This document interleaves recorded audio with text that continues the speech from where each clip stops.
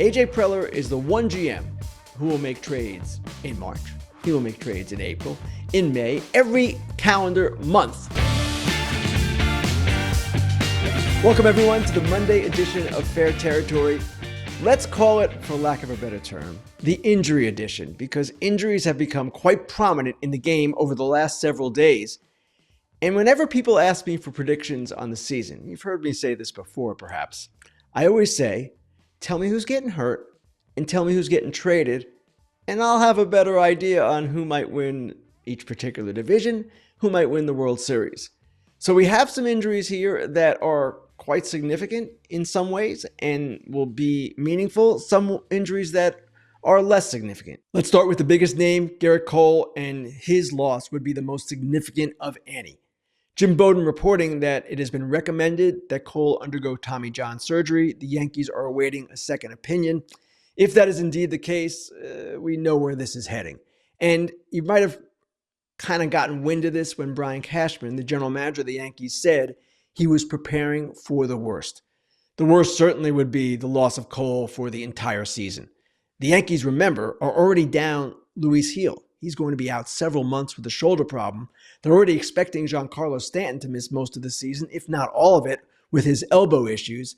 So the Yankees, a team that many thought would be the favorite to win the American League, are now missing, or will be missing, three very significant players. The 2023 American League Cy Young Award winner, that would be Cole. The 2024 American League Rookie of the Year, that would be Gil. And a guy who has a $325 million contract, which at the time he signed it was the biggest in the game's history, that would be Giancarlo Stanton. Obviously, it's a terrible sequence of events for the Yankees. We'll have to wait more on Cole, but right now, it sure doesn't sound good. The Orioles also in a very difficult position with their pitching staff. Grayson Rodriguez, they're waiting to see how he responds to a cortisone shot he received in his elbow.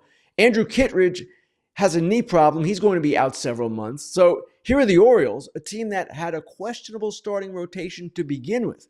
A team that, in my opinion and in the opinion of many others, didn't do quite enough to replace Corbin Burnes. Not that you could really do that other than signing Corbin Burnes back yourself. But without Grayson Rodriguez, who projected to be an ace and who missed some time last year with injuries, it's going to be difficult if he is out for any length of time. And Kittredge, of course, was signed to be kind of a co-closer with Felix Bautista coming off his own Tommy John. So there are the Orioles. They're in a little bit of a bind too. The Mariners, George Kirby, shoulder inflammation. And if you read the quotes from Mariners GM Justin Hollander, he said basically George Kirby felt he could pitch through this, and the Mariners said, you're not pitching through this. That's not a very bright idea. They don't expect him to be out necessarily long, but what is the strength of the Mariners? The strength of the Mariners is starting pitching. So if Kirby is down, replaced by Emerson Hancock, who is a guy they've liked for a while, if he's down for any length of time, it's going to compromise them. No question about that. So those are the pitchers we're talking about. And let's not forget Shohei Ohtani, who is being slow played by the Dodgers as he continues his rehab from a major elbow operation. I never thought Shohei was necessarily ever going to be in the opening day rotation because of the importance of him getting through the entire season and being available for the playoffs. So this one is a little less alarming to me. Obviously, at some point, he's going to pitch. And when he does pitch, at that point, we'll see what he is compared to what he was before this latest surgery. All right, so those are the pitchers. And that's just the last few days, folks. On the offensive side, outside of Stanton, the biggest news, the biggest injury is Francisco Alvarez, the Mets catcher, out for 6 to 8 weeks, having his hamate bone removed from his hand. That is normally an operation players come back from okay. It's not like a wrist that really hampers you long term, but it's going to keep him out for a while. He's a huge part of what the Mets do. They have Luis Torrens. I expect they will add some other backup catcher type in the coming days, but this for the Mets is certainly not something they wanted to happen and have hamper them at the start of the season for, again, 6 to 8 weeks. Good news for the Braves on Jurickson Profar. They've lost Sean Murphy already for some time. But Jurickson Profar, his wrist is only a bone bruise. He's not going to be out for very long, if long at all. And then we get back to Stanton and the Yankees. Stanton is a guy that, of course, has had problems over the years. What's interesting about this latest injury seems to be that he hurt himself swinging a different kind of bat last year. At least that's what he has said so far. And that hurt or damaged both his elbows. Here's a guy that the Yankees are paying a lot of money to. They're relying on, especially now that they've lost Juan Soto, to be a big part of their offense. And the fact he's not going to be available to them for a length of time, that is troubling to say the least. They need Stanton. They need him especially this year. I know they've added Goldschmidt and they've added Bellinger, but they don't have Soto. So their offense, which was already questionable, becomes even more questionable without Giancarlo Stanton. They still have the question at third base. The Yankees are looking like right now a team that's kind of fraying at the edges here. And we'll see again how they come out of it.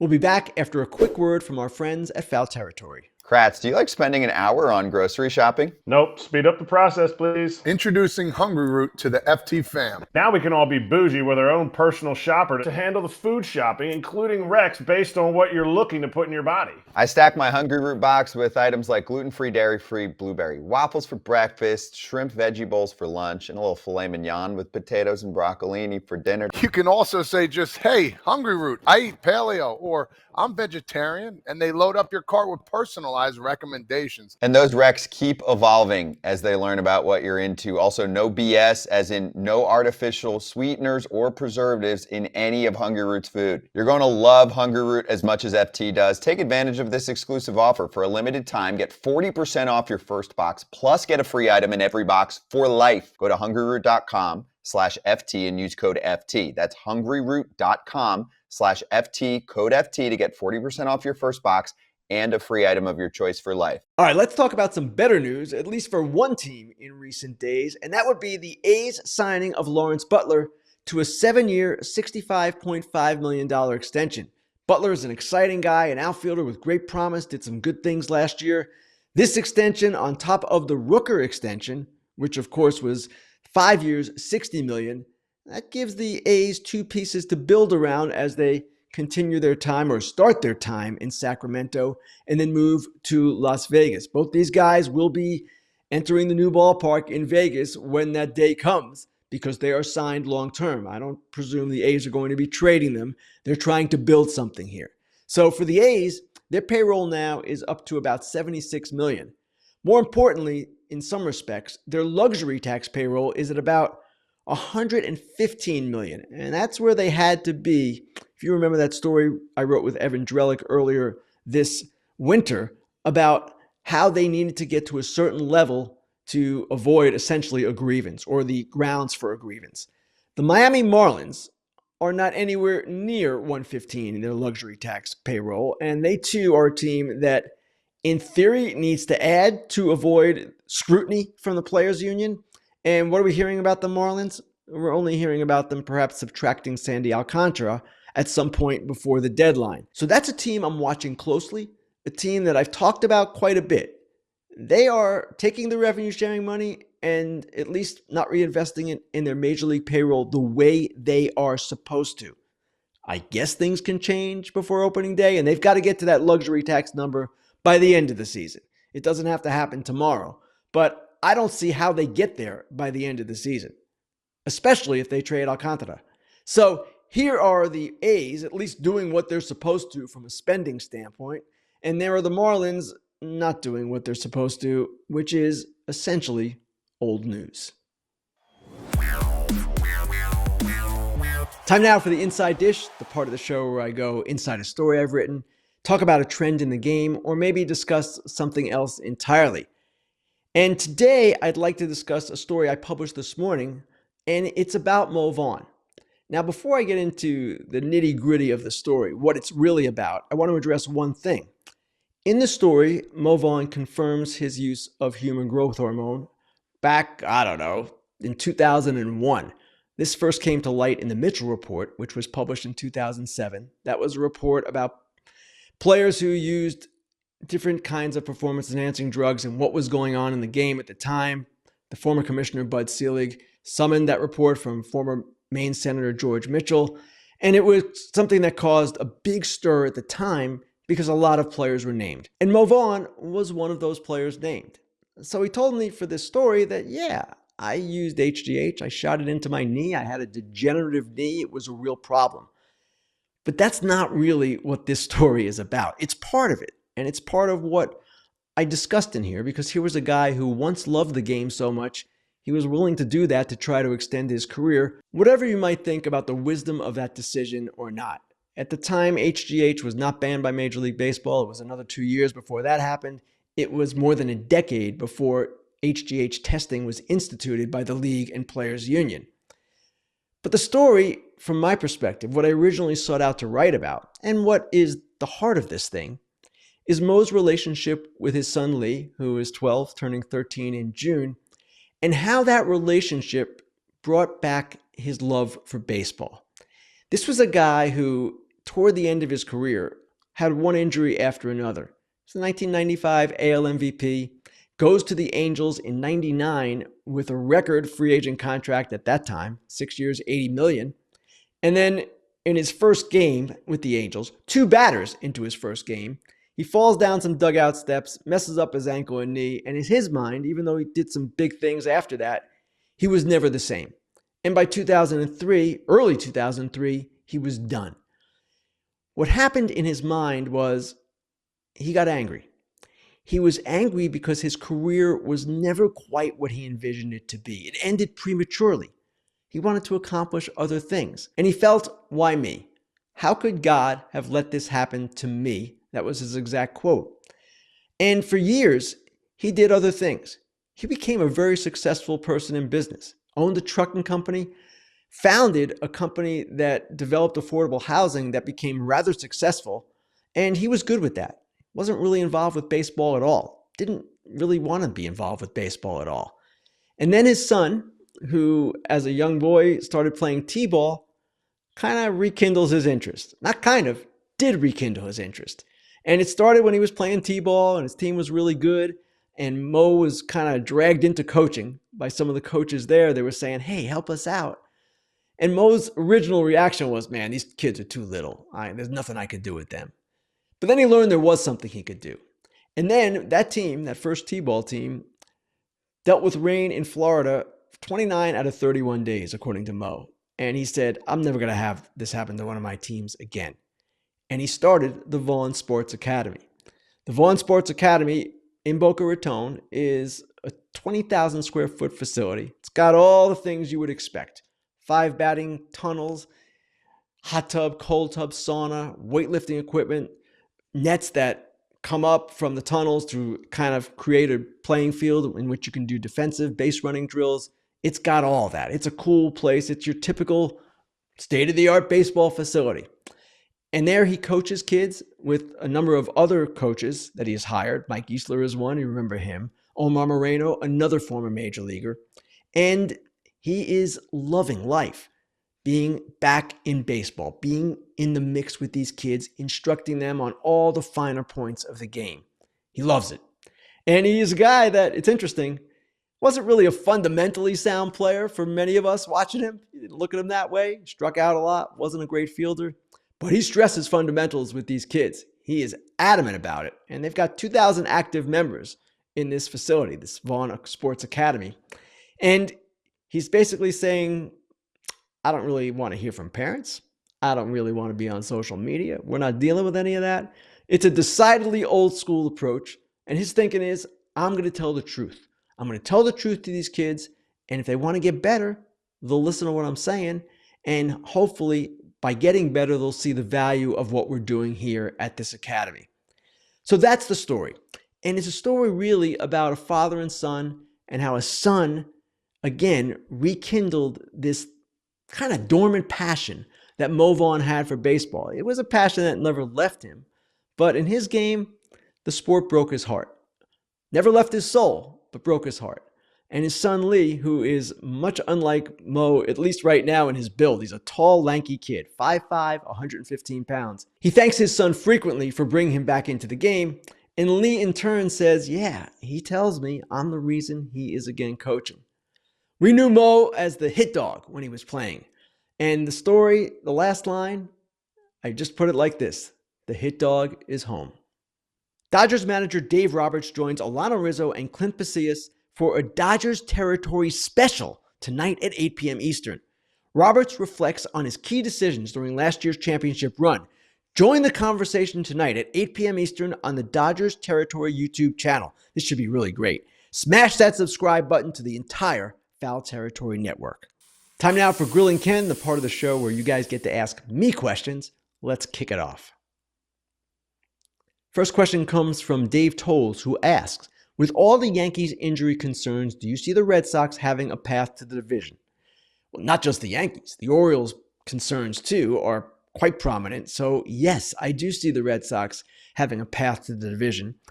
What I've heard in recent days from a number of people is the Red Sox are kind of not a boom or bust team, but a team with outcomes that could go either way. They could be really good, or they could be a team that kind of is where they've been the last few years, not really in contention. I expect them to be good. Now, it's all going to revolve around how their starting pitching performs, how Garrett Crochet is playing with a team that has expectations, how Walker Buehler is in his really first full season since coming off the injuries that he's had, how Brian Bayo returns from what he's dealing with right now. All of these things come into play, as well as the bullpen, of course. What I like is their position player group, especially with the young kids coming. Now, I don't know whether Roman Anthony, Christian Campbell, or Marcelo Meyer will make a big impact this season, or any impact for that matter. But there's certainly a chance of it happening. And there's that possibility that they're going to get an injection of these players to assist what they already have. And they already have a pretty interesting position player group, of course, reinforced by Alex Bregman. So my feeling is the Red Sox are going to be in the wild card race at the very least. And now with the injuries to the Yankees and Orioles, the division might open up for them as well. Next question comes from East Coast Jays. I know where he's going. Which managers' front offices have the shortest leashes if the season gets off to a bad start? East Coast Jays, as we've seen in recent years, teams are reluctant to make moves with their managers and certainly their GMs in the middle of a season. It's pretty rare. But there are some situations that are worth looking at, and certainly situations that by the end of the year could result in changes. The Blue Jays are one of these teams. Not so much the manager, but the front office. We've talked about this quite a bit. Mark Shapiro, their team president, final year of his contract. General manager Ross Atkins, 2 years left on his contract. They have kind of gone all in this season. They did not trade Vlad Guerrero Jr. They did not trade Bo Bichette. They're still playing it as if they're going all in and trying to win. I commend that, but what happens after this year? That's been the question. And at some point, their failure to sign Vladimir Guerrero Jr., if they do not get this done, is going to be something that maybe ownership looks at it and says, this is a kid who grew up in Canada, who says he wants to stay with the Jays, and we couldn't get it done. What happened? So those two guys are, yes, definitely under the microscope. I'm not sure how much the Rogers ownership is paying that close attention to the Jays and all that's going on, but obviously they need to win, I would say. They need to win this year at the very least for the current management team to remain in place. Other situations that bear watching, I would say Pittsburgh. For Ben Sherrington, the GM, and for Derek Shelton, the manager, this is their 6th year. Now, the Pirates' problems, I would argue, begin and maybe even end with their owner, Bob Nutting. And Sherrington and Shelton can only do and only operate with the material that they have. At the same time, it's year 6. They've got this amazing starting rotation potentially with Paul Skeens and Bubba Chandler coming on this year to join Jared Jones and Mitch Keller. They've got a chance to be pretty good, or at least good on the mound. We'll see if it translates into a competitive, contending type team. In that division also, the NL Central, Ollie Marmol, St. Louis Cardinals. Ollie Marmol is back, and he's under John Mozeliak, the president of baseball operations, who is only employed for one more season in that role. Chaim Bloom takes over next year. So that alone could lead to a change. Usually a new GM likes to bring in a new manager. And then you have 2 prominent ex-Cardinals, likely Hall of Famers, who both want to manage. Albert Pujols is one. Yadi Molina is another. This is definitely a situation that bears watching. And I'll throw one more name out there just because this team was disappointing last year.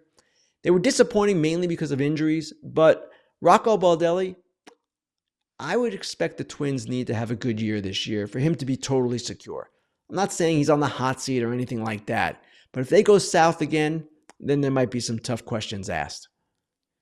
All right, final question. This one comes from Gilbert Pins, who asks, is a Dylan Cease trade more likely now since the pitching injuries have increased around the league?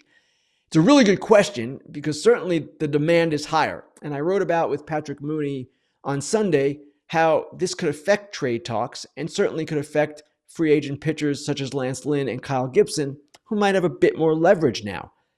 With Cease, it's been my impression from the beginning and the way he has operated all offseason that Padres GM AJ Preller wants to keep this team as strong as possible.